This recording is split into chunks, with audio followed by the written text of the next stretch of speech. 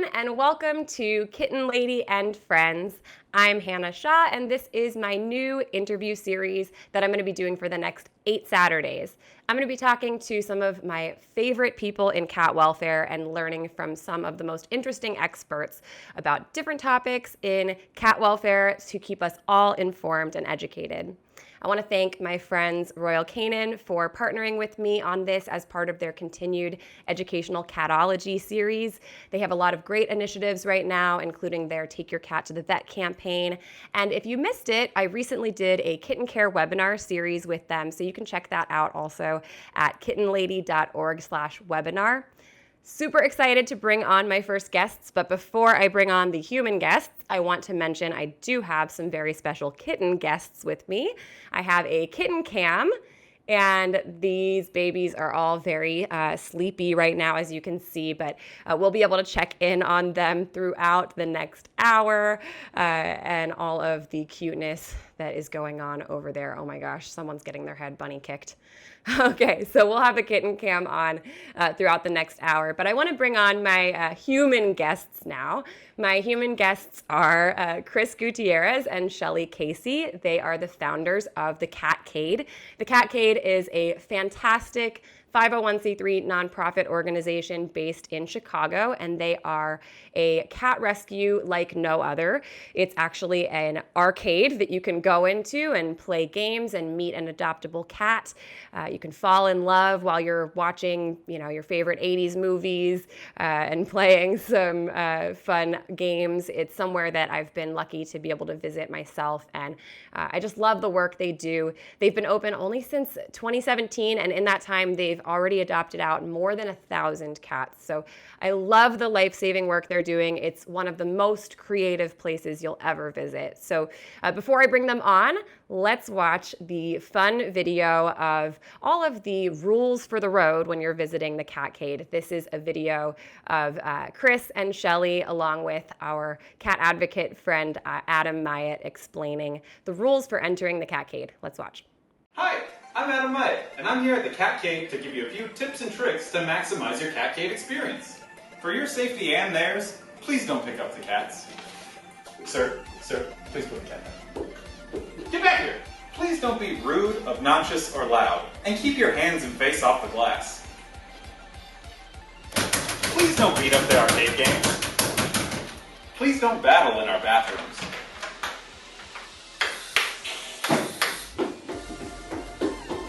Please don't chase after the cats. Anyway, so that's the first time I peed my pants in 7th grade. Oh my god, it's so funny! Hey guys, please use your inside voices. Most importantly, make a reservation at thecatcade.org. Your donations help support Chris and Shelly and the wonderful rescue that they've started. Is that good? I think so. I love that video. Okay, hi, Chris and Shelly. Thank you so much for joining me. Hi, Hannah. So, who are you joined by? This is Connie. She is currently our foster cat right now. She's got some medical hi, needs. Connie. We're taking care of her. That's awesome. Thank you for having Connie on. Can you guys quickly explain, for anyone who's never been to the Catcade, what can people expect if they visit the Catcade? Like, tell me about your organization and what it does and what it's like. Well, we are a nonprofit cat rescue, and dressed up as a cat cafe and adoption lounge. We are an arcade themed, like you mentioned. We have arcade games and whatnot, and I'll let Shelly take over. Yeah, it's our version of a cat cafe. So you can pay $15 to come in and visit cats, and you can just hang out with them and let them lay in your lap for an hour, or you get the chance to adopt them. But either way, all of the proceeds from our entry fee goes to help us continue to rescue more cats like Connie who need special medical needs. That is so awesome. So obviously, you guys in normal times, you're like a cafe that you can walk into, a cat adoption lounge you can walk into off of the street if you have an appointment. But right now, with everything kind of shifting with the pandemic. I feel like it's impacted every single industry, and cat welfare is no exception. It's made a big impact on all of us. So I'm curious, what is happening for you as a place that's usually a public facility? How has the pandemic impacted, the way that you do your mission? Because your mission still continues, right? You just maybe have to change things a little bit. Yeah, and Shelly's done an amazing job. We've transitioned into a foster-based rescue currently for the past almost 5 months now since we've been closed. Wow. And we've been able to kind of move all of our business online. So she's done an amazing job. Long story short, she primarily concentrates more on the rescue aspect. I can concentrate more on the branding aspect of everything, and we kind of both reel each other in when we get too far out. So. Oh, here's Connie. That's a picture of Connie who's in your lap. So you're doing fostering yourselves now. When you set out to start the Catcade, did you intend to have a foster program, or how did this kind of happen? We assumed we would get to a point where we'd have cats in foster, but having a brick and mortar shelter, it just allows us to house the cats there, where we can constantly have staff who's watching them, making sure that they're taken care of.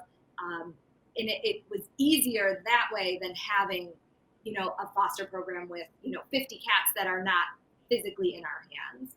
So this was definitely like a complete change in how we do things. We've had a lot of kitten fosters, but not to the extent that we have now.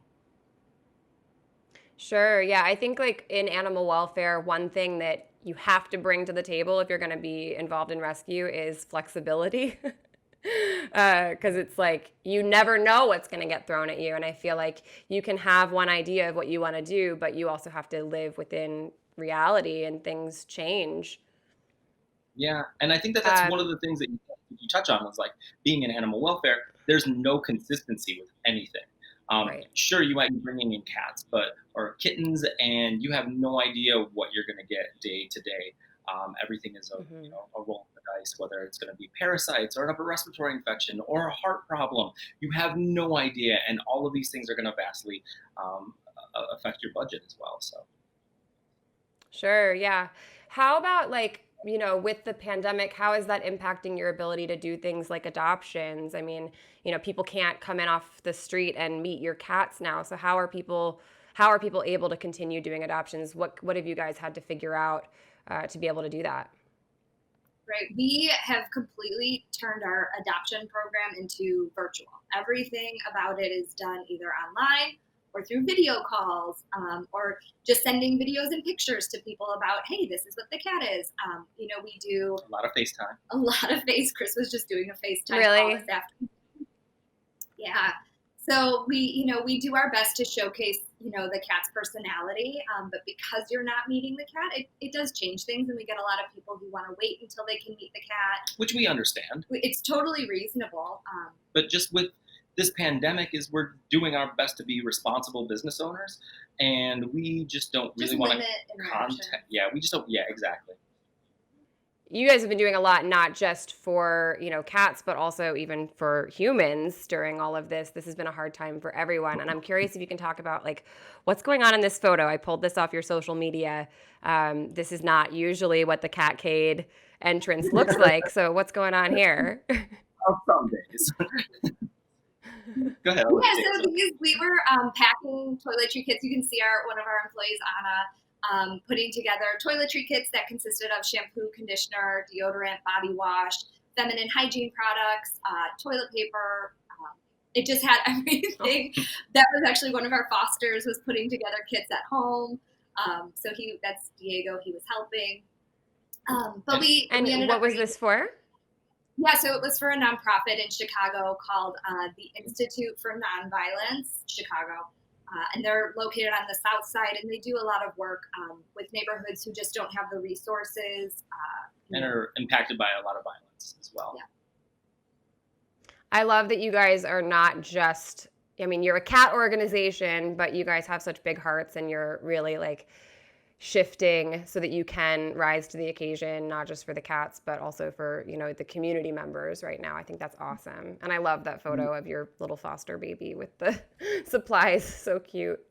Yeah, and we just did we did another fundraiser for Brace Face Alliance, which is the first and I believe only, right?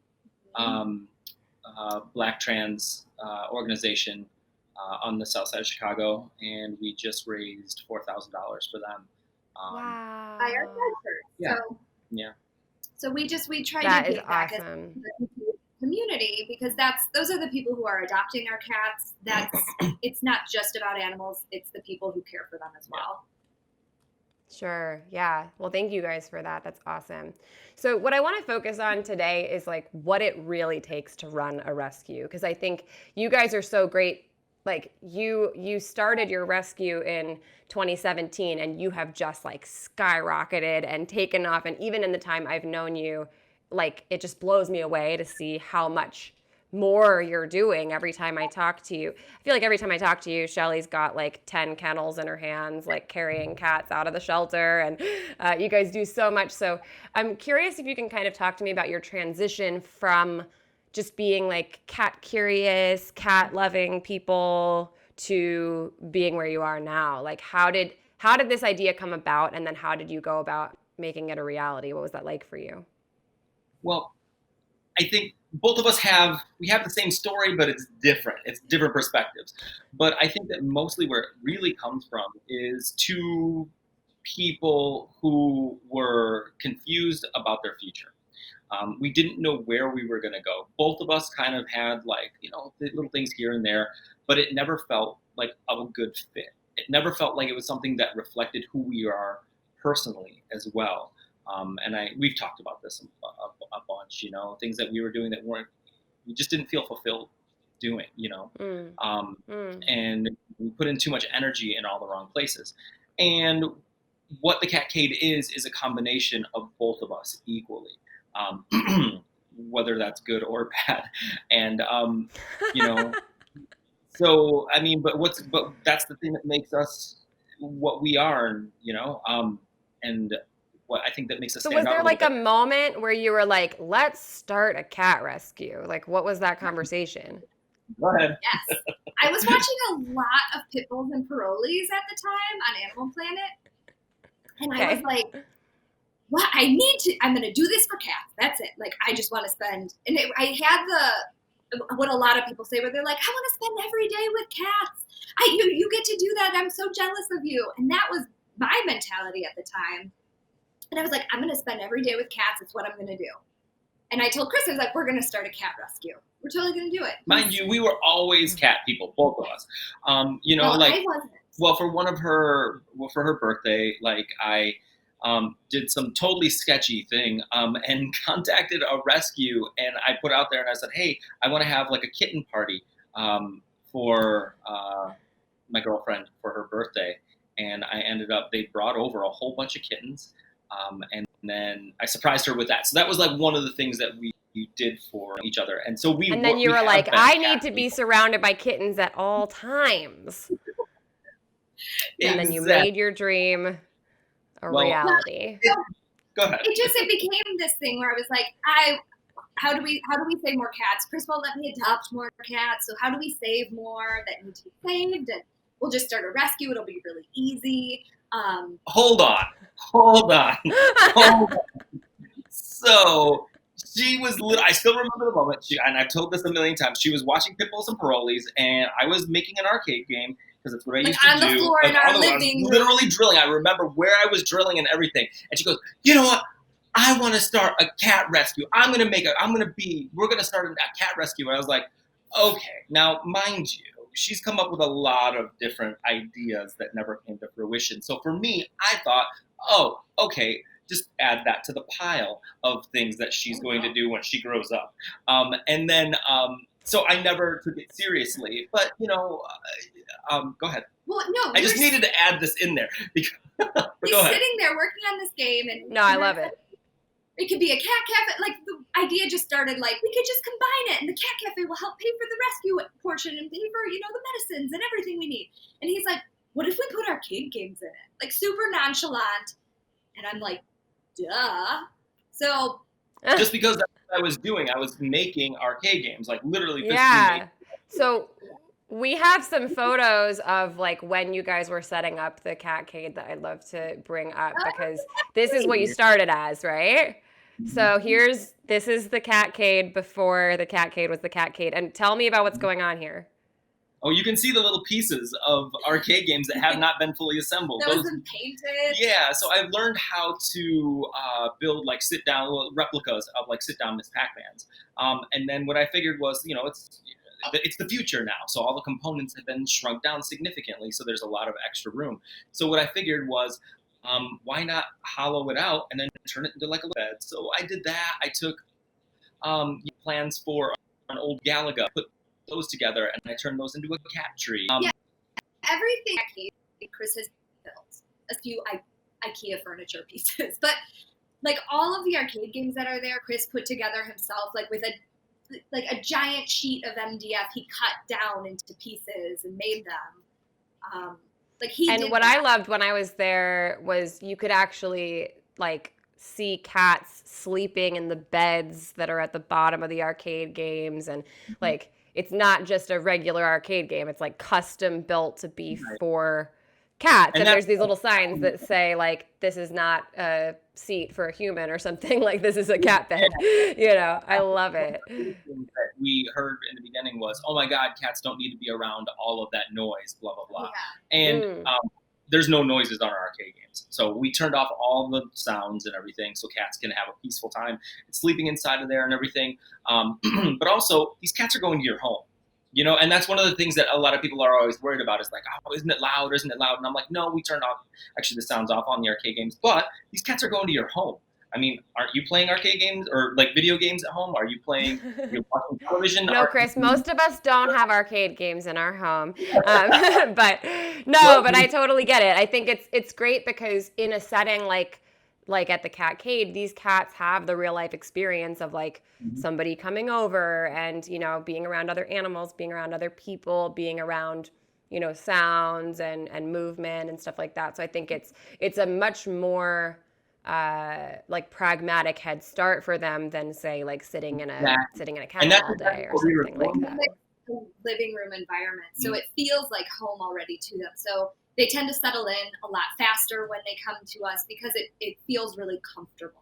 And also that was our intention to we didn't want to make a place for cats. We wanted to make a place for people because that's where these cats are going. So when you go to other places, there's cat tunnels and cat trees and all this kind of stuff everywhere. And while we do have a few of those things, we want it to be more like a place for humans that cats exist in, as opposed to a cat room where that's not going to be generally what they're going to. They're going to be living in your living room.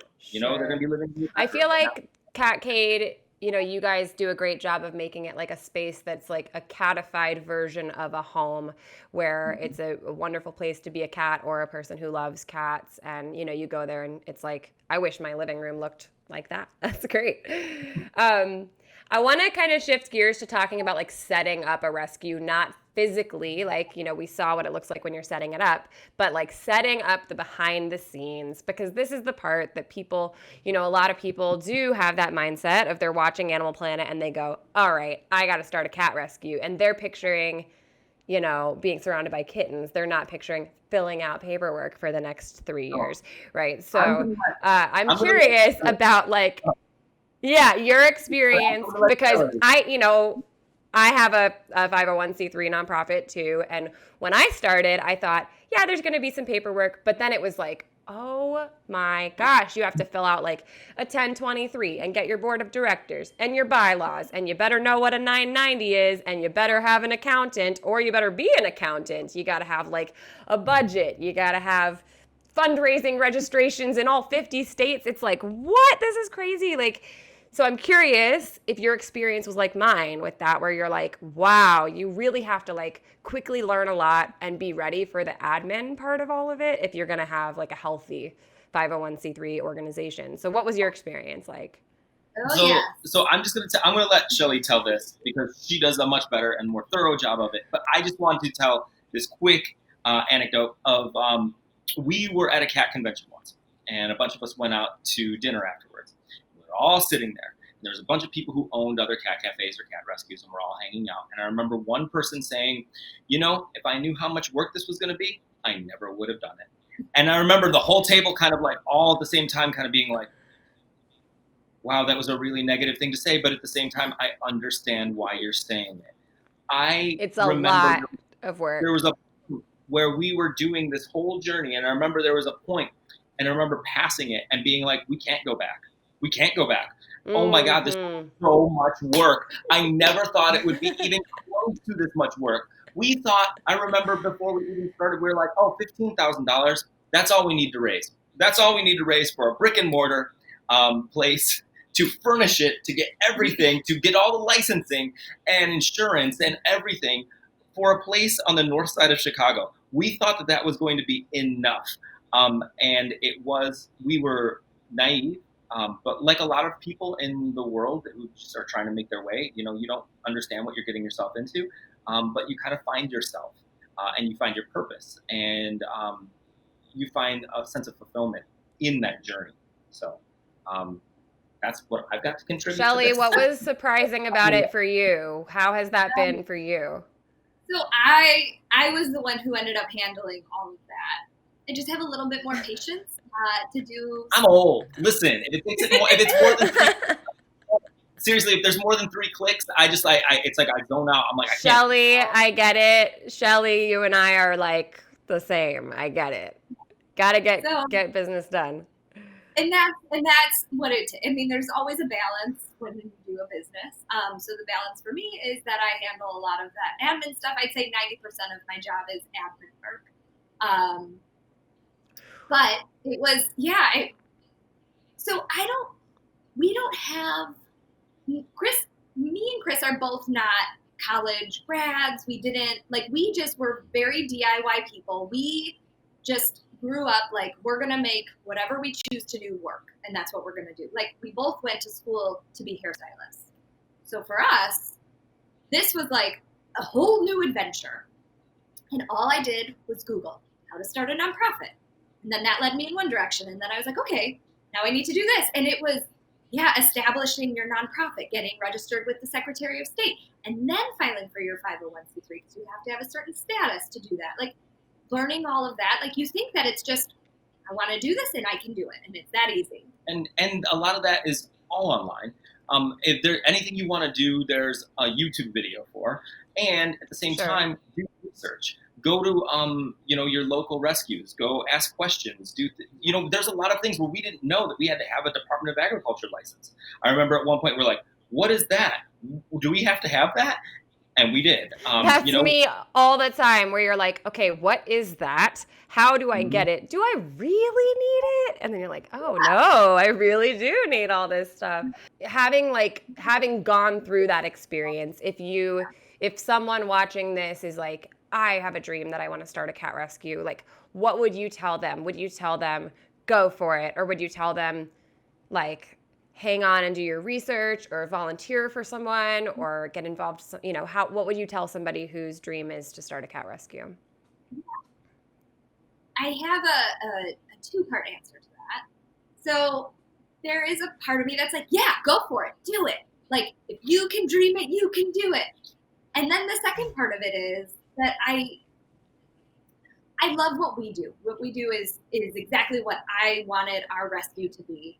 But there are so many rescues out there who need more help, who need someone who's got, a background in marketing, who can come in and help them, or who they need like one more spot filled in their organization, where instead of starting your own organization, you can help out another rescue who's already established, who just needs a little more insight or a little more you can use experience. You can use your talents.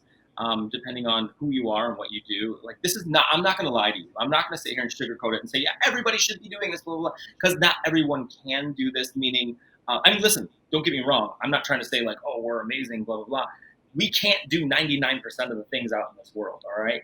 Like, we're not those people. But there's certain things that this is tailored, this thing that we created is tailored to both of our personalities. especially. And so we talk about this all the time. Like, how do other people do this single-handedly? We have no idea how people do this. And so even with both of us and a staff, like, it still seems really overwhelming sometimes. But what would we tell people? I think that like to, piggyback on what Shelly said, was to go to your local rescue, find out what they need, what are their needs. Do they need photographers? Do they need attorneys? Do they need somebody to help them set up fundraisers? There's so many other aspects of things that you can do to feel fulfilled, rather than, people think that we spend all our day with cats. We don't. I would say 90% of the time of the work that we do for the Catcade, there's not a cat around us. No, I've been working 6 hours today at home, and yes, I'm around my cats at home, but it's all emails and medical paperwork for cats, and it didn't involve touching animals at all.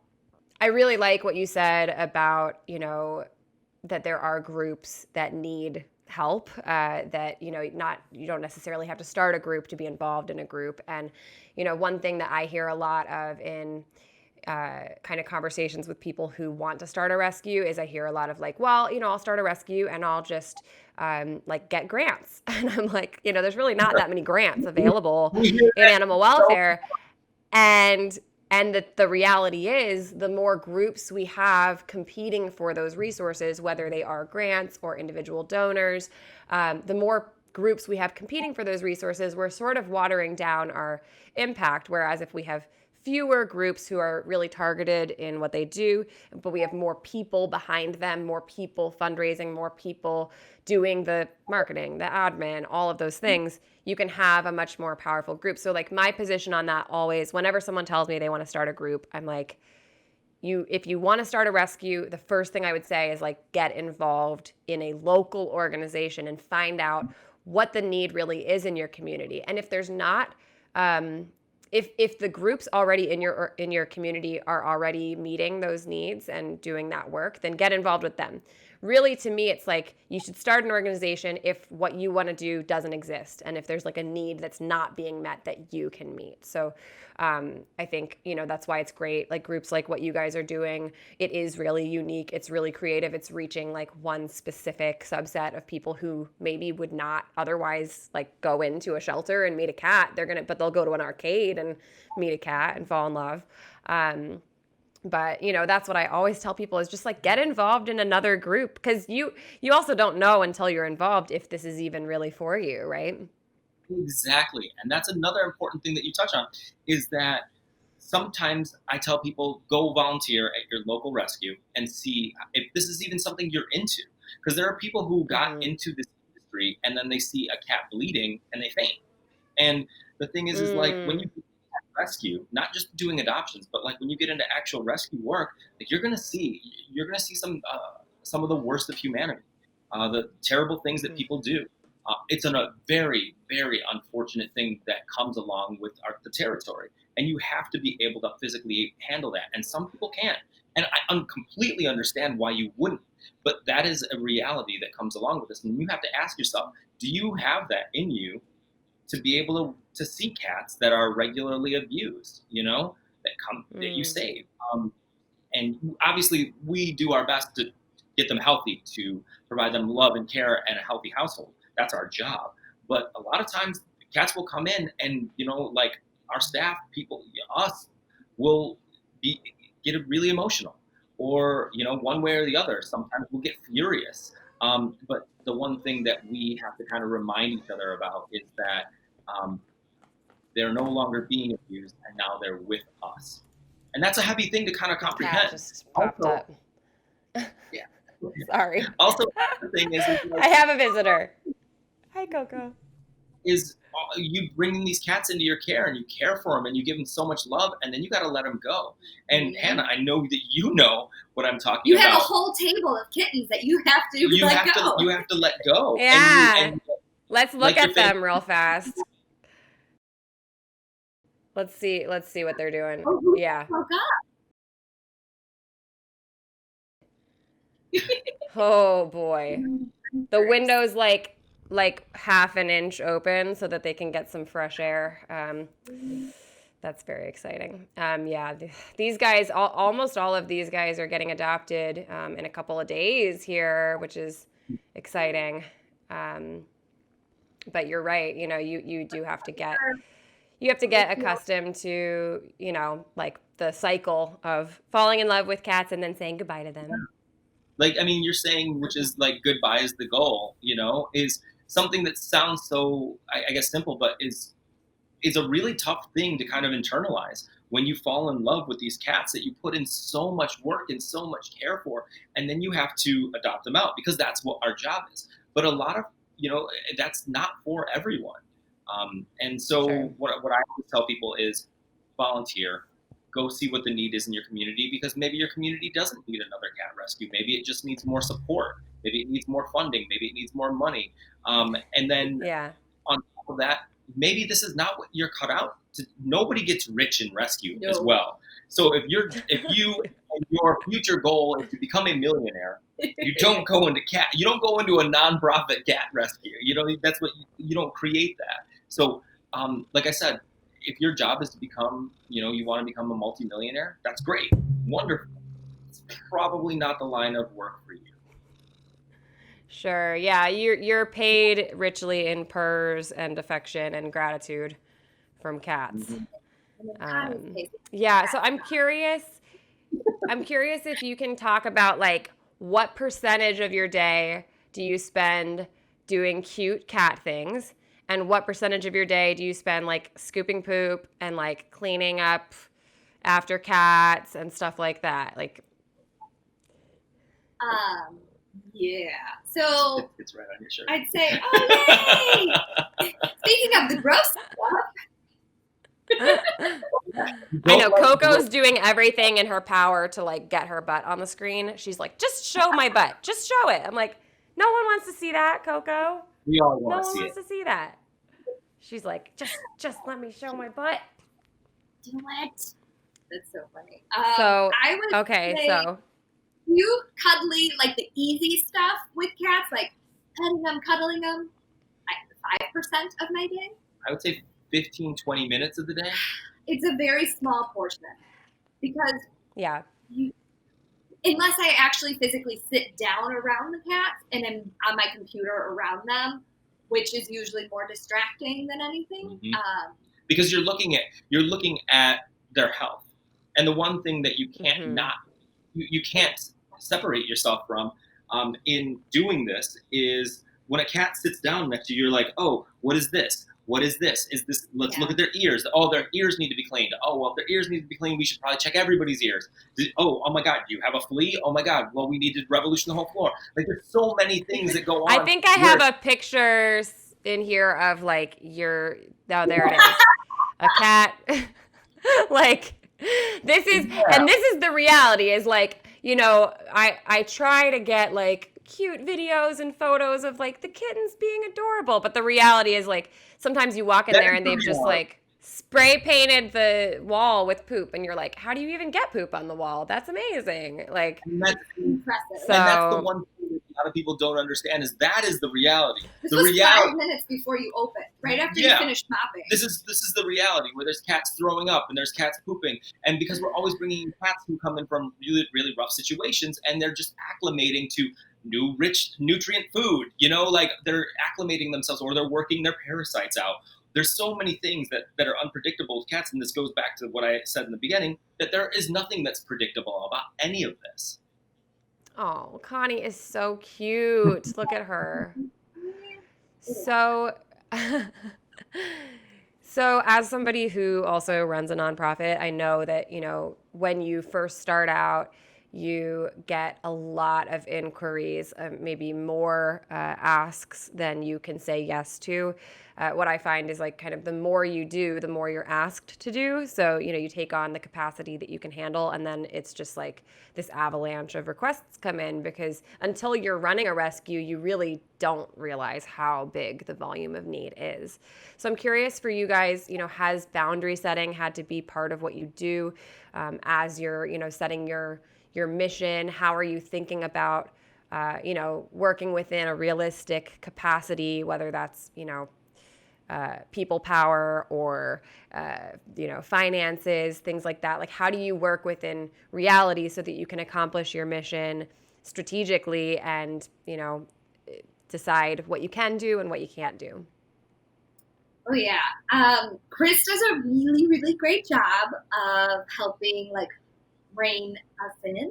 I tend to lead with my heart a lot, and he is very pragmatic and looks at the bigger picture of things. The thing is that, I mean, again, it's a testament to who she is as a person. If it was up to us, we would try to save all of the cats. That would be great. But people who try to save all of the cats end up depleting their resources. And when they deplete their resources, I don't mean just money. I mean also staff. You overwork your staff. You emotionally overwhelm yourself. So you're no longer productive. We do a great job for this much time. The idea is that this is an ongoing thing because there will always be cats that need to be saved. And so what I always say is it's important to create a sustainable business plan. And the only way that you can do that is by saying no. Boundaries. Exactly. Saying no, setting boundaries, and being able to rescue the next day. Okay? It's important to be able to do it next month, the next year. And you can't do that if you're pulling 20 Connies a month. And I love Connie. She's wonderful. And I'm glad that we rescued her. But, I mean, a $5,000 cat, you can only save so many $5,000 cats before you can no longer pay for your electric bill. Before you can, And so these are things that, I don't think that a lot of people understand when they bring in a box of kittens. And so, I was talking about this the other day. Somebody walks in with a box of kittens. And they're like, here's 6 kittens.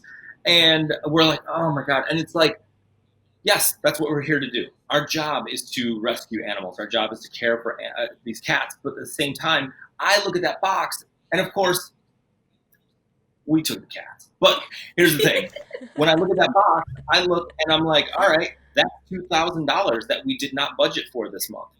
Yeah, cats, what you forget and what you don't see, that we only see on our side of things, is that rescuing cats costs a lot of money. From dewormers to vaccines to just the whole host of medical problems that are going to come with that. Happens. So, we created our own little chart that helps us plug in, what is a healthy animal who's only going to need, medications for an upper respiratory infection, or the basics is what we call that. Yeah, the basics. Versus, a cat who needs, heavy medical needs. Like right now we have 2 cats with heart murmurs. And those cats are going to be very expensive and take a lot of fun. Yeah, they're going to take a lot of funding away from, the ability to save more animals. So we've learned to say no. We learn what our limits are. So for us, we know that we can't save neonatal kittens. That is just not in our wheelhouse. And while we wish we could, we want to be able to do right by the animals that we save. So we stick to 6-week-old kittens and up. Yeah, and that's a tough thing to say no. It is, and it's hard. It's really difficult to say no to cats who need your help. And but again, it's about making a sustainable business and being able to rescue again the next day. So. Sure. Yeah, I really relate to that. With my nonprofit work, we had to set a really specific, it's kind of the opposite of you, where we're we work with the 0 to 8-week-old population. We don't work outside of that population. And it's not because I don't love a 9-week-old kitten. It's not because I don't love a 9-year-old cat, but it's because if I start taking in every 9-year-old cat and every 19-year-old cat, suddenly I'm not able to do my good work for the population that I set out to help. And so I think that's a real lesson for anybody who is thinking of starting a rescue, is to choose the population you're going to focus on, and then really set your guidelines and get it right in your heart first, where you're okay with knowing that you're not going to be able to do it all. Yes. What happened? Our vacuum just started. No, that's okay. That's okay. This is part of doing everything from home, man. Stuff happens. No, and it's so true. When we started, I thought that we would save every cat. I was like, yes, we're just going to save them all, and And knowing exactly what we're good at, I think, is so important to the fact that we get to that we've saved over 1,000 animals in less than 1,100. 3 years. It's amazing. 1,100 in less than It's 3 years. amazing. So I think It's that's super. amazing.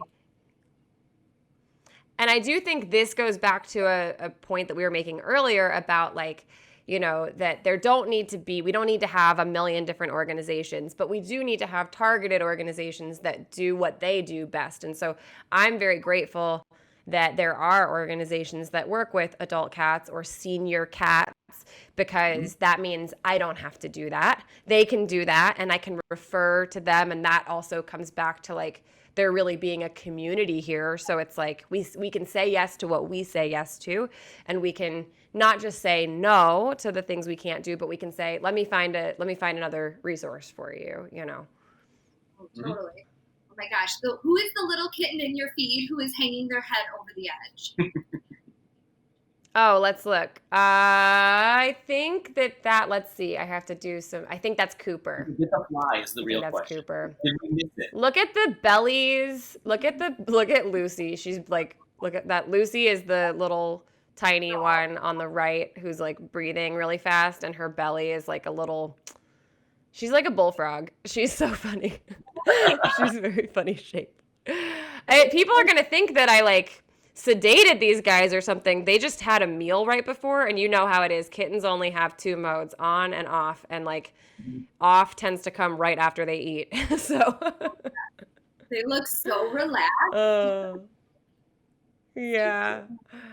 So okay, so we talked about kind of like setting boundaries and knowing when to say no, but I'm curious about when you say yes, and I want to know if there's like a specific case that you said yes to that you're really proud of, maybe one of those more complicated cases that you were able to help with.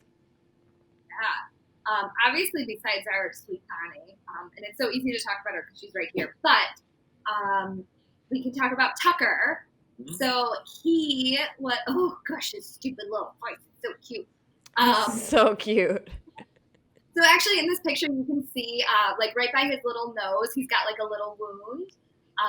And what you can't see is the amount of wounds that are actually all over his body. So we take a lot of animals in from southeastern Kentucky.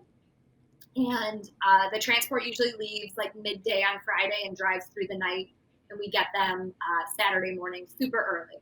So there's always a cutoff for when you can add an animal to the transport, because they have to have vaccines and meet like a certain regulation before they can cross state lines. So he got posted in this group that we follow to know who's available. And someone reached out and they said, hey, there's this cat.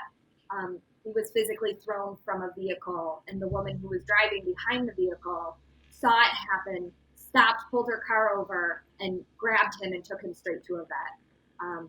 We have 20 minutes before the truck leaves. Can we put him on the truck? So we were like, okay. And they said he was a 2-year-old cat. So we were planning. I'm sorry. I'm sorry. I just remember that they said this is a 2-year-old cat. Anyone who looks at this picture, I don't know why I find that so funny right now. Sorry. So anyone who's been an animal rescue, people sometimes they kind of like embellish and stretch the tooth a little bit, I get to our pickup point where we meet, the truck, and I get there and I open his carrier to like check him out, and he walks out super sweet, very kind, and I look at his eyes, and you can see it in this picture. I was like, sir, you are not a 2-year-old cat. You have like the senior, like that glaze that comes over their eyes as they age. And I'm like, you are an old cat. That is an 85-year-old man. And he came out with a limp. Oh. And he came out. That's him in his foster. But you got to know what it took to get him from that first picture to this picture. Oh my gosh. Go ahead. His fur was just coming out in clumps. He had road rash over his whole body. Shockingly, not a single broken bone. Hold on. You got to tell him that he threw up a twig and a cigarette butt. Oh, that night. So we put him immediately into a foster. Oh my gosh. And it was appalling. So we got x-rays on him, and it turned out his leg wasn't just broken. It was as if you took it and just went, and it was like mangled. It was like an S. It looked like an S, and it was such an old break. The calcification on it. You couldn't fix it. You wouldn't be able to fix it. So we debated amputating it, but he moved and could manage himself so well with the leg that we didn't want to do it to such an old cat. Tell him about the spinal manipulation, and then we got him. we got him a chiropractor. Did you know that there's feline chiropractors? Because there are. I've never been to one. I've done like cat acupuncture, and I think, is that the chiropractor? Yeah. Oh my gosh. Who's doing the and wow. I mean, I love that. There's so much amazing like veterinary specialty stuff that people don't even realize is out there. Yes. What's even cooler is that we had just posted about him, and our friend who works at a vet office, she contacted us and she was like, "Hey guys, so one of the doctors at our practice, she does spinal manipulation. Can she come to the Catcade and do it for him?" And I was like, okay. I don't believe in chiropractors for humans. I do. I just don't. I don't do it myself. Well, she does. She hasn't done it. That's why. It feels good. It feels good. It feels really good. I'm not gonna lie. It's terrifying, but I feel great. So she was like, she'll come by, and I was like, oh, well, that's fine. If she's gonna come by and do it for free, who cares? And like, it's not gonna hurt him. It's only gonna help if it's gonna work. And he was so like. He could barely like move. You could sense he was just in pain every time he moved. And she came and did one appointment, and he moved so well. He was running. So she ended up doing 5 appointments for us. So that helped him. Wow, look at that. Yeah, I mean, he looks great there. He looks great there. So that really helped him. Night and day. Yeah. It's crazy. You never would have guessed that is the same cat that came in, and there was like had 1 foot in the grave. Like seriously, he was in such rough shape. He just like he'd be like, oh, I guess I'll get out of bed, and just you had to put his litter box right next to his bed because he couldn't go far enough. It was really sad. Yeah. But he ended up getting adopted. I think this is one of those things where it's like. That is the power, one, of love, but also the power of modern medicine. And sometimes I think we do a little bit in rescue. We see people who do a little too much of the love and not enough of the medicine part of it, where it's like, sometimes medicine really is the best medicine. And like going to a vet, this is why you have to be able to budget for this stuff because just like loving sometimes is not enough, and taking them in for those diagnostics, we can't know what's going on with them if we don't have the diagnostics, the ability to like do the specialty care. So it's so powerful to see like something that, you're like, okay, I don't even know if this is going to work. And then it does work. You can really see the difference of good veterinary care. What has that been like for you guys, like working with vets and finding vets who will do these more complex cases? Yeah, we, so I handle the medical side of things mainly. And then, so what we decided to do early on within our first year is we hired a vet to be on staff with us.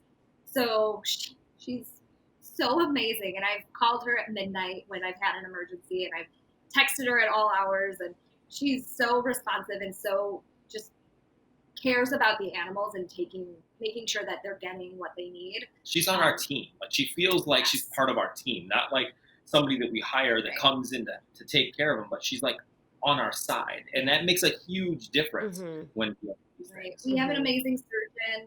So she does all of our spay and neuters, our eye enucleations. She does our leg amputations. And so we have a really great medical side of things. And then really cool, this actually all just happened this week, was we pulled a cat from animal control in Chicago who had a horrible skin issue that looked like ringworm or like mange.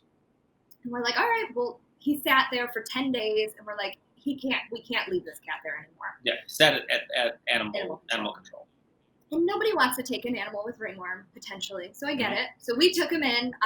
We got him into a foster home. We started doing, certain treatments, trying to figure out what it was, doing skin scrapings and everything. And funny enough, on Facebook, a vet commented and said, have you tested for pemphigus? We were like, oh, it wasn't a test we ran. So we spoke to our medical team and we were like, hey, how about this as an option? Which we never really heard of. Never heard of it. And we're like, okay, we got him in the next day for an appointment to have, he had to be sedated and have biopsies taken.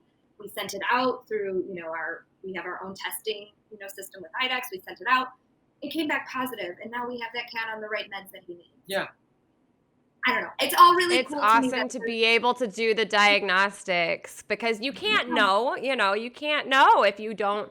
And this is why, I think even not for rescuers, but people who just have a cat, a lot of people don't take their cat to the vet regularly, and you can't know what you need to do if you don't have a vet who can, they have the knowledge to go, well, why don't we test for this? Why don't we try this thing? And it can make all the difference for them. For sure. Having a vet who is willing to try new things and different things where I'm like, hey, have you ever done this? Can we do this? How do you feel about this? And she's like, okay. That's really important to us. Yeah. She's very forward thinking. Yeah, she's very forward thinking, and she's very open to trying new things and learning, which is a great trait to find in any kind of medical professional, because a lot of people tend to get stuck in their ways, and they're like, nope, I know enough, and she's really progressive, and we love her for it. Speaking of like having a team, I think it's awesome that you guys are, you have a vet on your staff. I know that the image of the Catcade very much calls to mind like Chris and Shelly, but there are other people involved, right? So you have volunteers, right? Oh my gosh, look at all these calicos. It's like amazing. Okay, so here's some of your volunteers. Can you talk about like how have you built a community around your rescue? Because it started out with the two of you in your living room watching Pit Bulls and Parolees and talking about starting a cat arcade, and now you have this whole community of support. So how did you build that, and what are some of the sort of principles that you think are important to have with having like a positive culture within your team? Well, one of that's funny though, that those pictures are from our holiday party. Is that the potluck one that we did? I love it. No, we catered at Olive Garden. Yeah, we did. No, so what we did was, the one thing that I think that makes us a little bit different from a lot of other either rescues or cat cafes is the fact that we were both the kind of weirdos, growing up. And that kind of lends itself to the image that we project into the world. And that's what we wanted to do, is we wanted to basically like, look, there's a cat for every person out there. People always get the impression of this like, typical like, oh, cat lady. And it's this stereotype from like the 80s, and it's ridiculous. And there's so many different types of people who love and care for cats. And so what we wanted to do is we wanted to create a space where people felt safe, where we were intentionally inclusive, where we, we swear. We swear on our social media, and oh my God, that's so edgy. And it's not. It's not when the majority we won't of swear here. Yeah, we won't swear here because, you told people it's nice. But did you know what I'm saying? Like, and we want to be relatable. We want you to understand that, like, not every cat person looks and sounds the same. And sometimes we sound like your cranky older brother who's blasting music, upstairs. And you know what I'm saying? Like, and that's Sure. that's what we created. And we wanted to create this unique space where we have like, it's a cat adoption lounge, but then there's arcade games. Why are there arcade games? What does that have to do with cat rescue? Not anything, like nothing. It has nothing to do with it, but it's there because I think it represents who we are as people. Like if you come into our facility now and you know who Chris and Shelly are, you'll be like, yeah, this is the place that Chris and Shelly created. This makes sense.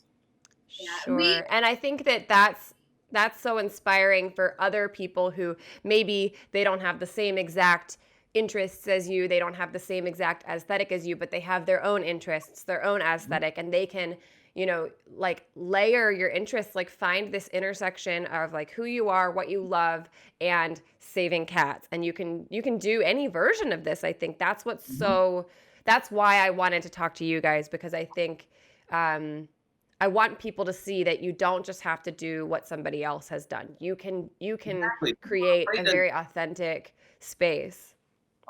Yeah, and I think that that's one of the things that not just in our community, but like in the world in general, I think people are afraid to kind of go outside of this safe, like a safe kind of cookie cutter, the thing that came before them, because they're afraid they're gonna scare people off. And one of the things that we heard from somebody else who ran a rescue was that, yeah, you know what?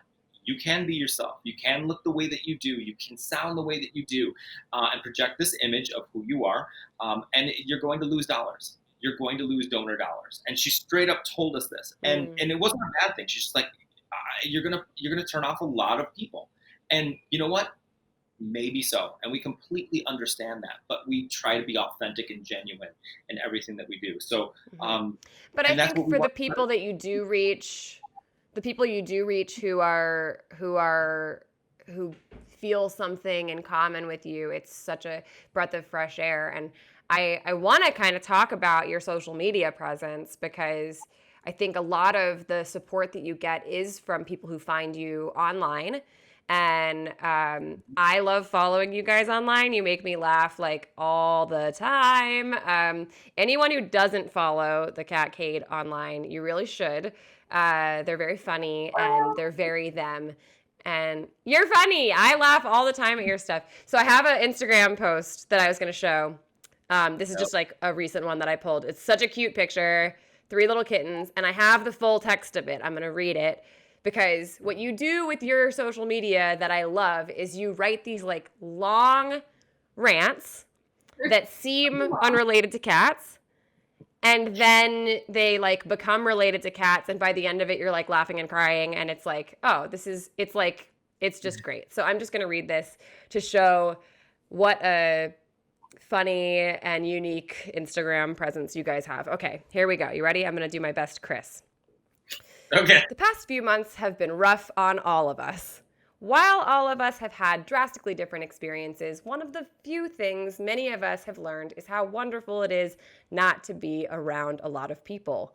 Oh, sure, there are plenty of Stacys reading this who are like, they canceled Coachella. What will Instagram do without pictures of an overpriced new hippie dust fest? And that's fine. You do you, Travis. But listen, some of us are tired.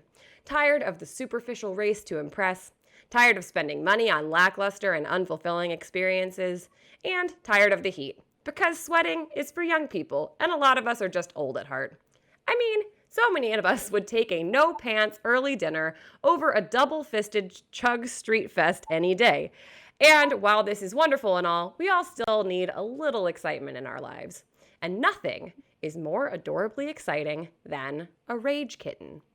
Now I know you've been thinking, how fast can one sprint from one end of my living room to the other? Well, we here at the Catcade have a solution to your problem. We have designed these very special orange ones that are extra fast, so you won't even have to leave the comfort of your own sadness blanket. Just fill out some paperwork, be approved, pay an adoption fee, and just like that, you can have a speed gremlin racing across your jiggly bits in no time. Oh no need to thank us for the great community service we provide. Our job is to keep you as lazy and entertained as possible. As usual, Levon, Brick, and Wade need to be adopted to a household with another young and playful cat, or feeling adventurous and want to punish your furniture with the most affectionate mayhem on the market, adopt all 3. I dare you. Wow. I mean, that's a caption. I never thought. How do you come up with this stuff? I never thought anyone would read this stuff back to me. I really did. These are all disposable garbage thoughts that come out of my brain at 2 a.m. while I'm sitting there. And I'm like, oh, I gotta make another post about cats. And I'm sitting on the couch with one eye open, and I'm on my phone, and I'm like, oh. And I never think. Sometimes I'm like, oh, that one, I thought that one was good, and it doesn't resonate with people. And then other ones, I'm like, oh, that thing was garbage. And then Hannah Shaw is reading back this thing to me. You know what I'm saying? Like weeks later. I think it's funny. I mean, it's one of those things where we, in the beginning, we know the power of social media. We both understand that in 2020, in order to do rescue work, you really have to have an online presence. It's just, you have to. It's almost essential. Sure. You have to evolve with the times. And one of our friends who runs another cat cafe / rescue said, I would get 0 cats adopted if it wasn't for Instagram. And so we understand this. And one of the things that I tried to cultivate in the beginning, which I talked to Shelly about, and she agreed, was the Catcade isn't just cats. The Catcade is cats, Chris, and Shelly. And the reason being is because when you feel like you know somebody, or when you feel like you watch somebody's journey, you feel more close to them. You feel more connected to them. And that was what I wanted to do. I want people to see the ugly parts. I want people to see the pictures where cats throw up all over the place. And this is what I got to deal with 5 minutes before we open. It's important, it's important to see like the crankiness between us. Like it's not perfect. Everything's not perfect, and it's not always pretty. And I think that makes it relatable. But I think that people understand at the end of the day that as imperfect as we are and as abrasive as we are, that we do our best to do right by these cats. And if that means, I have to, make some posts that are ridiculous in the middle of the night, if that entertains somebody and it keeps them coming back, great. Perfect. That's wonderful. That's what we want. We want you to come back. So like in a year and a half from now, you can be like, oh, my Aunt Kathy is looking for 3 cats. You know what? I've got a place for you. Check this out. And then she's going to be like, oh, I know about them. They're awful. They're obnoxious. I don't want anything to do with them. That's fun. No, but you know what? The reason that I wanted to share this, and I hope that people who are watching can understand really like the magic behind all of this. What I really want to get at is that, we don't have to, in animal welfare, we don't just have to do like the status quo. We can do it in a way that is like really authentic, true to ourselves. And when we do that, when we allow ourselves to be seen, I think people really want to root for you. When I donate to the Catcade, it's not some faceless organization. It's like I see the struggle, I see the celebration, I see the people behind it, and you want to root for them. I think that that's been really important for my nonprofit work. I think it's been important for you guys. And so when I see organizations that are doing good work but are kind of faceless, I always want to be like, put a face to it, like let people see you. I'm wondering how you guys would say, to somebody who feels really vulnerable, or maybe do you ever feel vulnerable doing that, like being open? What advice would you give to somebody who's, maybe a little bit scared of having a face associated with their organization? I would say it's okay to be who you are. It was really scary for me. I remember the first time he made a weird post, and it was probably 3 months in, and I was like, what are you doing? I woke up the next morning and I was like, no, I'm going to delete it. He's like, look at all the people who are engaging with it, who enjoy it and are laughing, and they're laughing with us. And I was like, I don't know. And for me, I was always the weird kid growing up, and I wasn't necessarily part of the cool kids club. And so I was like, but it'll make people not like us. And that scared me. And Chris was actually really supportive in being like, no, it's okay. We can be exactly who we are. And it's okay if people don't like you. But think of all the people who will love you because you are who you are. So, one way that people can become part of your community is through your Friends of Leo program. I'm wondering if you can talk a little bit about fundraising and how that program came to be, and who's Leo and what's Friends of Leo. How can people help? Yeah, Leo is a cat who came to the Catcade on our very first transport ever. He was part of the initial 10 cats who started the Catcade. And he just thrived in our environment. He like absorbs all of the energy from the room, all the people. He just needs that kind of stimulation. Look at how glorious he is. He just needs it. He loves driving on it. So we decided to keep him, and he's a resident at the Catcade. He lives there forever. He gets so much care and treatment. He does not miss not being in a home. So we were thinking about putting together a monthly donor program, because running the Catcade, as we've talked about, is very expensive. Taking care of cats is.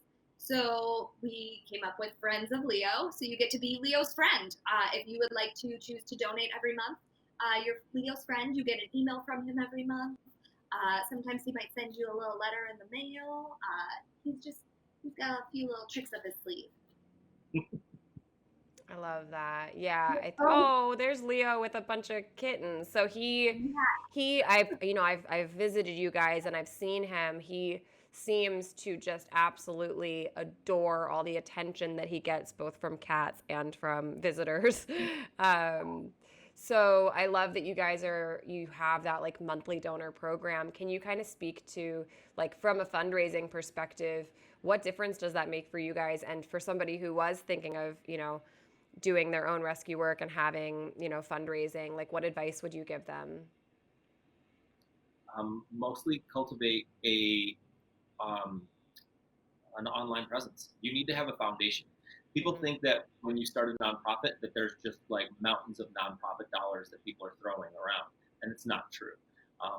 I know personally people who run nonprofits or in cat rescue and in other areas who cannot get the funding that they need to run a sustainable business. And the thing is people have to know why they're giving this money to you. They have to trust you.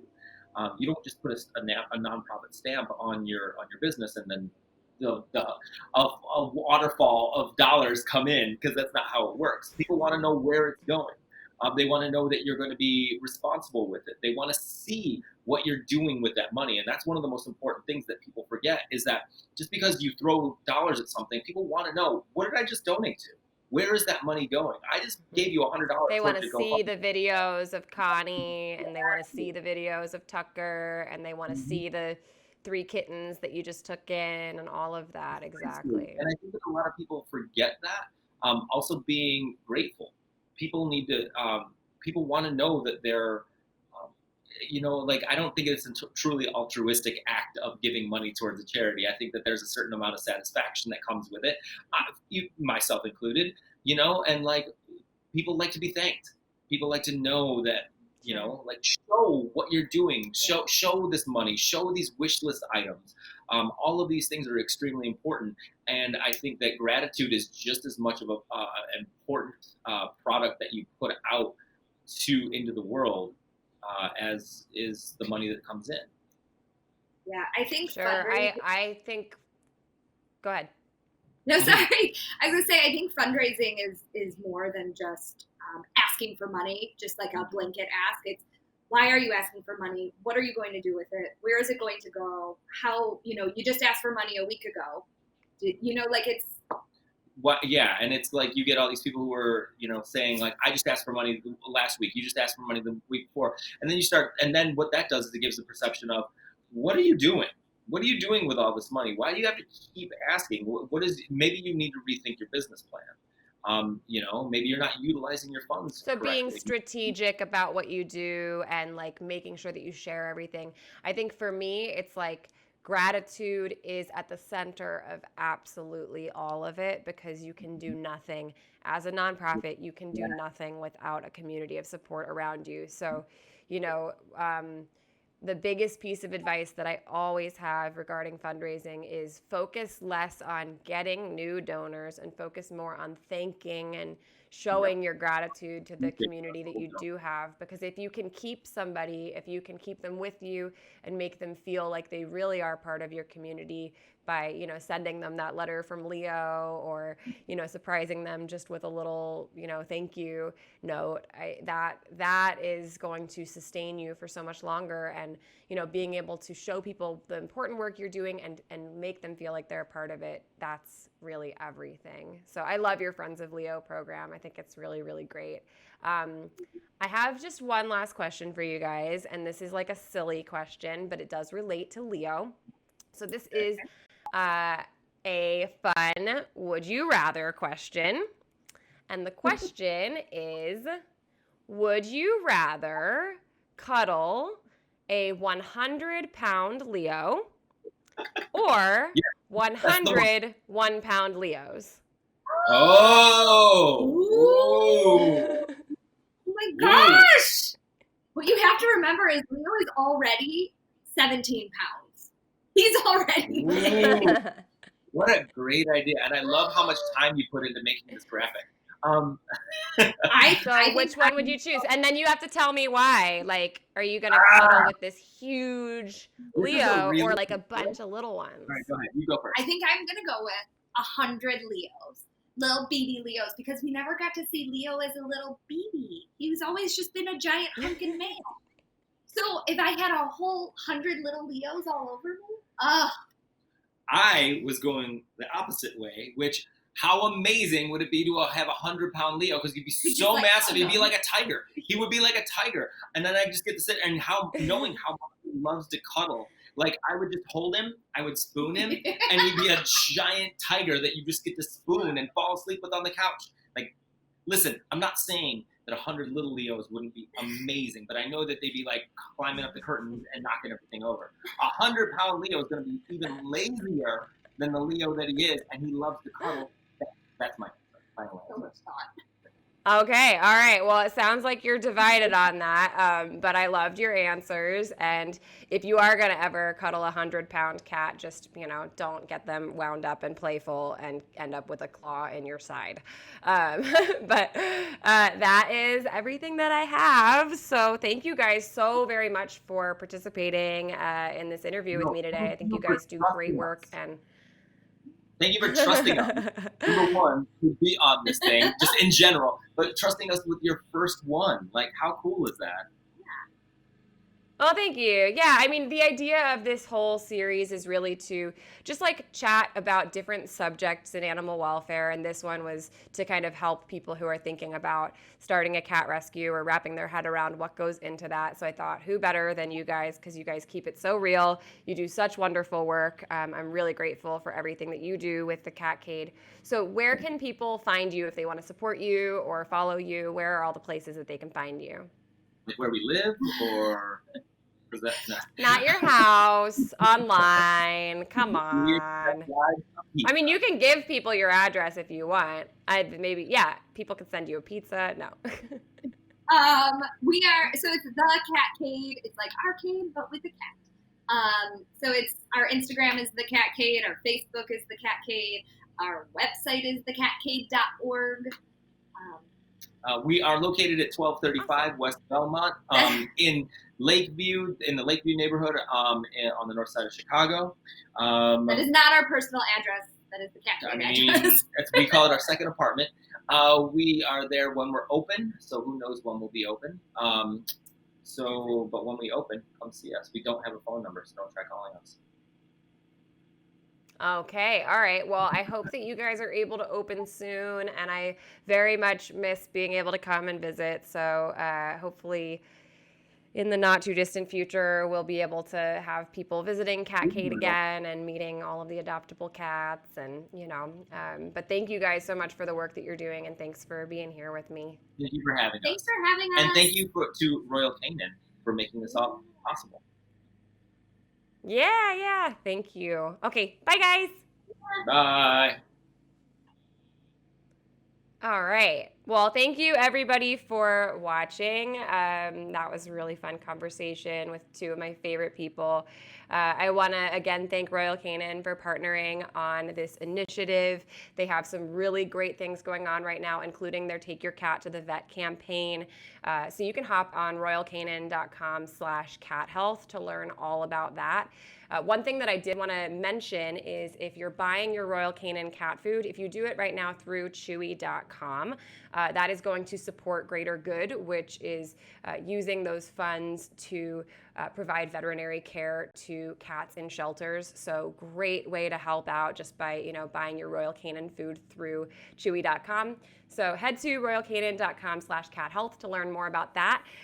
Please stay tuned because next week I'm going to have another fun guest. My next guest is going to be John Peevler. He is a emergency services specialist. We're going to be talking all about disaster preparedness for cats. It's going to be a really interesting conversation, and I'm super excited to talk to him. So stay curious, stay compassionate, and tune in next week for another episode of Kitten Lady and Friends. Bye, guys.